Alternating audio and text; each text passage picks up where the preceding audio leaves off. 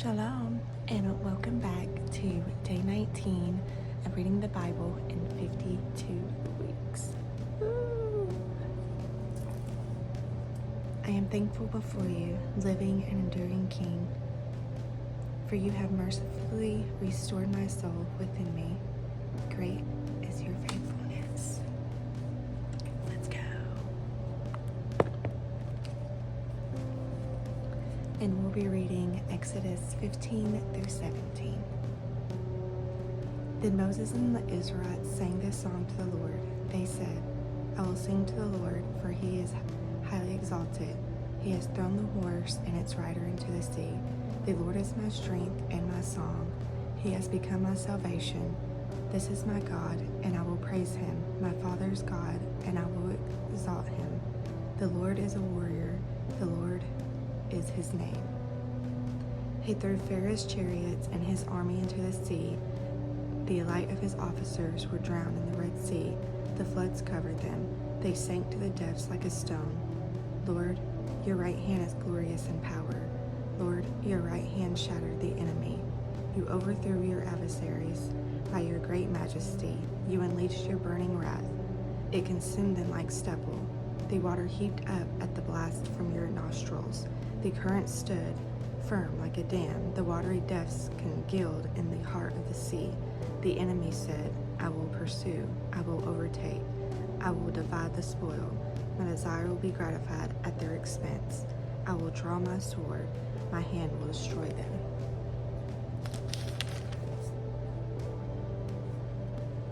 But you blew with your breath, and the sea covered them. They sank like lead in the mighty waters. Lord, who is like you among the gods? Who is like you, glorious in holiness, revered with praises, performing wonders? You stretched out your right hand, and the earth swallowed them. With your faithful love, you will lead the people you have redeemed. You will guide them to your holy dwelling with your strength. When the peoples hear, they will shudder. Anguish will seize the inhabitants of Philistia. Then the chiefs of Edom will be terrified. Trembling will seize the leaders of Moab. All the inhabitants of Canaan will panic. Terror and dread will fall on them. They will be as still as a stone because of your powerful arm until your people pass by, Lord, until the people whom you purchase pass by. You will bring them and plant them on the mountain of your possession, Lord. You have prepared the place for your dwelling. Lord, your hands have established the sanctuary. The Lord will reign forever and ever. When Pharaoh's horses with his chariots and horsemen went into the sea, the Lord brought the water of the sea back over them. But the Israelites walked through the sea on dry ground. Then the prophetess Miriam, Aaron's sister, took a tambourine in her hand, and all the women came out following her with tambourines and dancing. Miriam sang to them, Sing to the Lord, for he is highly exalted. He has thrown the horse and its rider into the sea.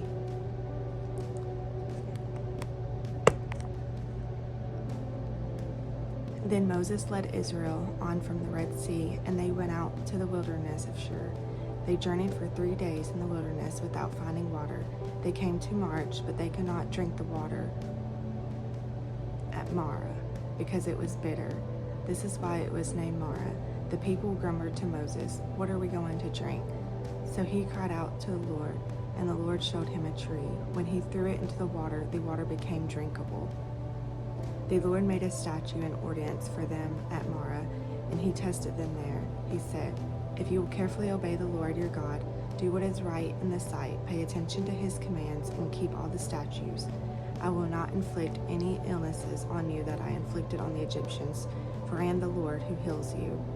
Then they come to Elim, where there were 12 springs and 70 date palms, and they camped there by the water. The entire Israelite community departed from Elim and came to the wilderness of Sin, which is between Elim and Sinai.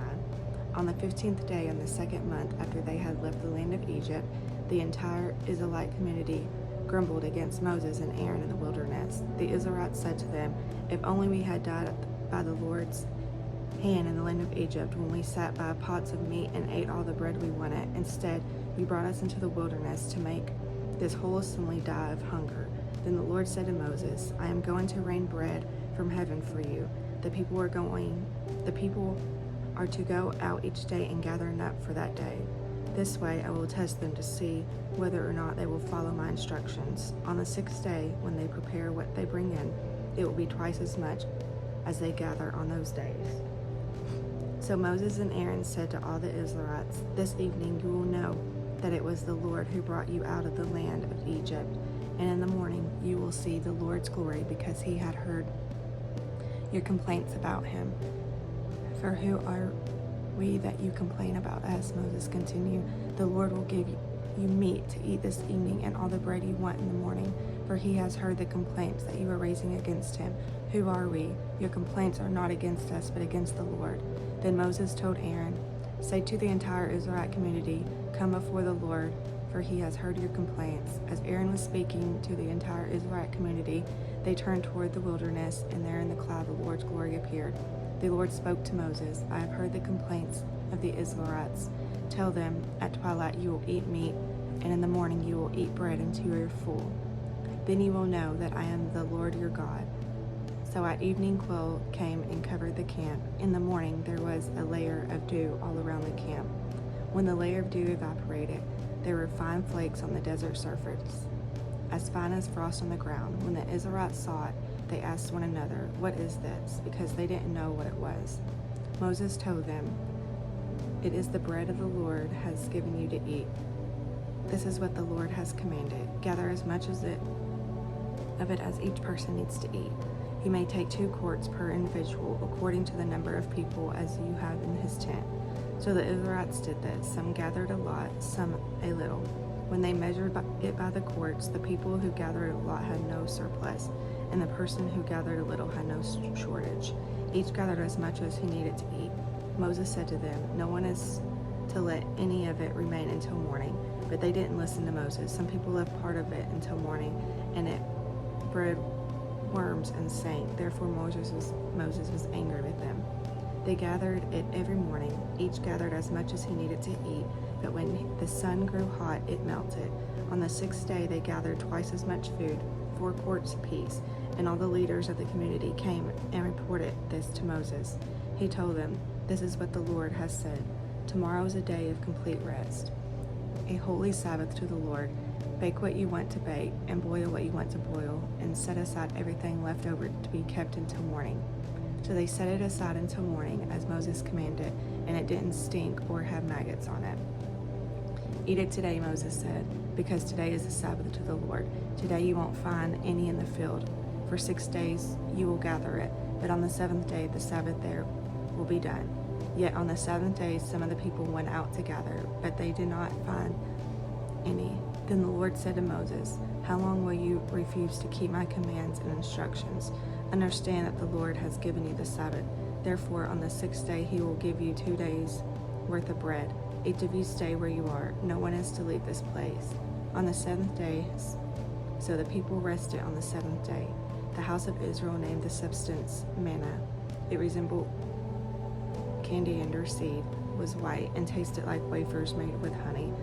Moses said, "This is what the Lord has commanded. 2 quarts of it are to be preserved throughout your generations, so that they may see the bread I fed you in the wilderness. When I brought you out of the land of Egypt," Moses told Aaron, "take a container and put 2 quarts of manna in it. Then place it before the Lord to be preserved throughout your generations." As the Lord commanded Moses, Aaron placed it before the testimony to be preserved. The Israelites ate manna for 40 years until they came into the inhabited land. They ate manna until they reached the border of the land of Canaan. They used a measure called an omar, which held 2 quarts. The entire Israelite community left the wilderness of Sin, moving from one place to the next according to the Lord's command. They camped at Rephidim, but there was no water for the people to drink. So the people complained to Moses, "Give us water to drink." "Why are you complaining to me?" Moses replied to them. "Why are you testing the Lord?" But the people thirsted there for water and grumbled against Moses. They said, "Why did you ever bring us up from Egypt to kill us and our children, our livestock, with thirst?" Then Moses cried to the Lord, "What should I do with these people?" In a little while they they will stone me." The Lord answered Moses, "Go on ahead of the people and take some of the elders of Israel with you. Take the staff you struck the Nile with in your hand and go. I am going to stand there in front of you on the rock of Horeb. When you hit the rock, water will come out of it, and the people will drink." Moses did this in the sight of the elders of Israel. He named the place Massah and Meribah, because the Israelites complained, and because they tested the Lord, saying, "Is the Lord among us or not?" At Rephidim, Amalek came and fought against Israel. Moses said to Joshua, "Select some men for us and go fight against Amalek. Tomorrow I will stand on the hilltop with God's staff in my hand."